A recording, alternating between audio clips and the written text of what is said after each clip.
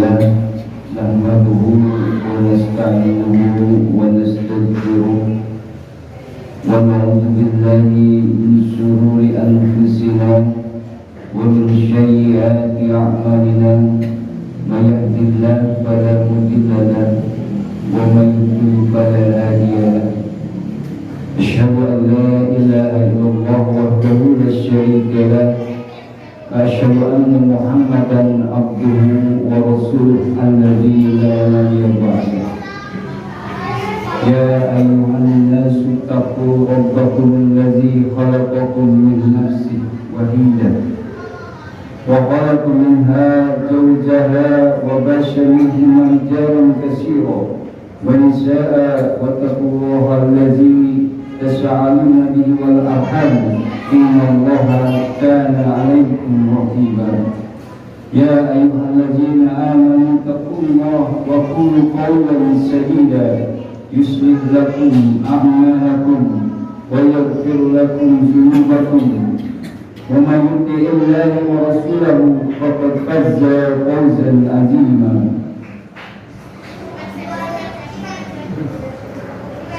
قال الله تعالى في كتابه الكريم أعوذ بالله السميع العليم من الشيطان الرجيم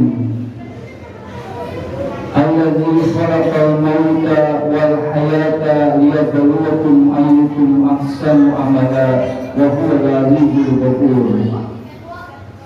Hadirin sidang Jumat rahimakumullah. Pertama-tama dan yang paling utama selalu kita panjatkan puji dan syukur kehadirat Allah Subhanahu wa taala yang dimana pada kesempatan kali ini kita diberikan kesehatan, waktu luang untuk melaksanakan salah satu kewajiban kita selaku sebagai umat muslim, yaitu melaksanakan ibadah Jumat. Salam serta salawat terus terlimpah kepada junjungan kita Nabi besar Muhammad sallallahu alaihi wasallam beserta para keluarganya, para sahabat, tabi'in hingga umatnya akhir zaman. Hadirin sidang Jumat rahimakumullah, dari berbagai macam urusan dan persoalan yang menyibukkan manusia, ada satu hal yang hendaknya kita benar-benar memperhitungkannya, yaitu tentang nasib kita nanti dalam kehidupan sesudah mati. Apakah kita akan selamat atau sebaliknya akan celaka? Hidup ini singkat, kita akan mati dan sesudahnya akan memasuki kehidupan yang abadi. Pada akhirnya kita akan berada dalam salah satu kondisi yang sangat ekstrim. Bagaimana kita akan selamat? Apakah kita akan selamat dimasukkan Allah ke dalam jannahnya, merasakan kebahagiaan yang abadi selamanya tanpa batas? Atau yang kedua, celaka, masuk ke dalam nar untuk merasakan penderitaan yang abadi selamanya tanpa batas? Tidak ada urusan yang lebih penting dari itu, tidak ada persoalan yang lebih serius dari itu. Sekali waktu maka kita sering berziarah ke makam, ke kuburan. Di situ kita perhatikan yang tertulis di batu nisan ada nama, tanggal lahir dan tanggal kematian. Itulah kuburnya di dunia. Perhatikan kembali kapan ia meninggal, sudah berapa lama ia dikubur. Ada yang sudah puluhan tahun, ratusan tahun, bahkan ribuan tahun ia menunggu di alam kubur, jauh lebih lama daripada usianya sendiri. Ada yang baru sehari dikuburkan, tetapi ia tidak tahu berapa puluh tahun, berapa ratus tahun dia akan menunggu sampai tiba akhir kiamat. Dan di akhir kiamat itu bukan sebagai akhir, tetapi fase kehidupan berikutnya. Alam kubur hanya mengantar untuk memasuki kehidupan akhirat yang abadi. Jemaah rahimakumullah, coba kita renungkan 100 tahun, 200 tahun yang akan datang, kita menjadi orang yang dilupakan sendiri dalam kesepian di alam kubur. Tidak ada lagi manusia di permukaan bumi yang masih mengingat kita.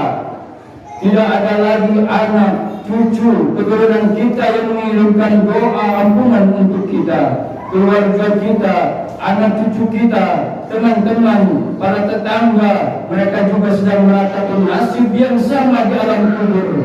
Rumah, tanah, semua aset yang dulu kita miliki sudah berpindah tangan kepada orang lain yang bahkan sama sekali tidak mengenal kita. Mereka tidak peduli bagaimana dulu kita berjuang untuk mendapatkannya, apa yang dulu kita banggakan dan kita kenal sebagai prestasi. Dengan mudah mereka membuang dan mencapakan kita. Pada saat itu mungkin kita sedang menyesali segala kesibukan yang kita jalani hari ini.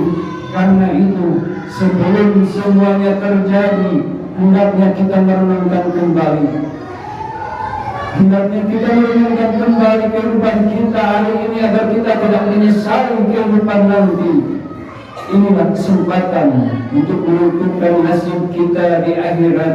Di dunia inilah segala sesuatu yang harus kita siapkan. Kehidupan akhirat sepenuhnya tergantung kepada perjalanan dunia ini. Hidup ini adalah perjalanan, maka berbekalah. Barakallahu li wa lakum. Kita memanfaatkan kehidupan dunia ini. Kita hendak pergi satu hari, setidaknya kita siapkan bekal untuk keperluan kita, perjalanan kita dalam satu hari. Ingat, kita akan pergi dalam satu minggu, satu bulan. Siapkan bekal untuk perjalanan satu minggu atau satu bulan. Maka kalau kita kekurangan perbekalan, kita pergi seminggu, kita berbekal satu hari, maka pastinya kita akan menjadi kekurangan dan mengalami kesulitan di perjalanan itu. Tetapi ada yang lebih berat lagi kalau kita salah memilih bekal. Apa yang kita anggap bekal justru menjadi beban yang memberatkan perjalanan. Maka berbekalah dan pandai-pandailah memilih bekal. Allah Subhanahu wa ta'ala berfirman dalam Al-Baqarah ayat 197, wa tazawwadu fa inna khairal zadi taqwa wa takunu ya ulul albab. Dan berbekalah, dan sesungguhnya sebaik-baik bekal adalah takwa, dan bertakwalah kepadaku hai orang-orang yang berakal. Perjalanan kita ke akhirat bukan perjalanan sehari atau 2 hari, bukan sebulan atau 2 bulan, tetapi perjalanan untuk selamanya. Khalidina fiha abada, tanpa pernah kembali lagi dalam kehidupan dunia ini. Maka sejatinya dunia ini hanyalah tempat mencari bekal untuk kehidupan yang abadi. Jika kita menginginkan kehidupan dunia, maka kita mencarinya di dunia ini. Jika kita ingin menginginkan kehidupan akhirat, maka kita harus mencarinya di dunia ini. Semuanya harus kita siapkan saat ini. Di dunia ini tidak ada lagi kesempatan di akhirat nanti. Maka kita harus memastikan bahwa semua yang kita miliki dan semua usaha dan jerih payah kita akan menjadi bekal untuk perjalanan akhirat. Harta yang kita miliki, yang kita dapatkan dengan susah payah, penuh risiko, perjuangan dan menjadi beban akhirat. Jamaah rahimakumullah, harta memang akan kita tinggalkan di dunia ketika mati, tetapi jangan sampai menjadi sia-sia. Jauh lebih baik kita mati meninggalkan harta yang berguna bagi yang hidup dan menjadi kendaraan yang mengantarkan kita ke surga, dibandingkan jika kita mati meninggalkan utang yang menyusahkan yang hidup dan memberatkan pengadilan akhirat. Maka hendaknya kita pertanyakan kembali, harta kita bekal atau menjadi beban akhirat kita. Kita hitung kembali dengan jujur, kita audit berulang-ulang. Dari mana kita mendapatkannya dan kemana kita membelanjakannya.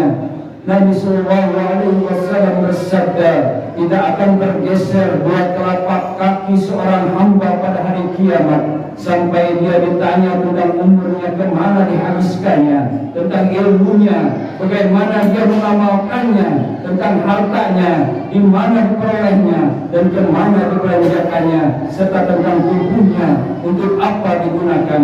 Hadis riwayat At-Tirmizi. Juga dengan pekerjaan kita, hendaknya kita merenungkan kembali apakah pekerjaan kita itu mendekatkan ke surga atau justru menjerumuskan kita ke dalam neraka. Hal yang terpenting bukan berapa besar gaji yang kita dapatkan, berapa besar peluang yang dan keuntungan dari usaha kita, tetapi halal atau haram. Kita harus menjadikan pekerjaan itu sebagai sarana ibadah dan amal soleh, sehingga setiap tetes keringat dan semua sakit dan lelah dalam bekerja menjadi catatan amal kebaikan yang menambah perjalanan akhirat. Juga keluarga kita, anak istri kita, menantu kita di dunia, mereka juga kita harapkan membersamai menjadi keluarga di surga. Jangan sampai anak-anak kita menjadi beban akhirat dan menyeret kita kepada neraka. Kita akan mendidik keluarga kita sebaik-baiknya, menjadi keluarga yang tunduk dan taat kepada Allah, anak-anak yang soleh. Itulah yang akan mengantarkan kita ke surga. Dan juga teman-teman kita, saudara-saudara kita, tetangga kita, mereka akan bersaksi terhadap kita. Ada saksi yang memberatkan, ada saksi yang meringankan. Maka kita akan bergaul dengan manusia dengan kebaikan-kebaikannya, menunaikan apa yang menjadi hak sesama muslim, menghindari segala bentuk kezaliman, agar mereka senantiasa mendoakan kita setelah kematian kita, dan di akhirat menjadi saksi atas semua kebaikan kita. Setiap waktu yang berlalu semakin mendekatkan kita pada batas akhir. Kita harus memastikan setiap detiknya menambah produktivitas amal kita. Jangan sampai kita menyesal di akhirat karena kurangnya bekal kebaikan, apalagi kalau harus ditambah beban tanggung jawab yang memberatkan. Hadirin sidang rumah rahimakumullah, itu saja yang bisa disampaikan. Mudah-mudahan ada guna dan manfaatnya, terutama bagi khatib sendiri dan umumnya bagi jemaah sekalian. Rabbana la tuzigh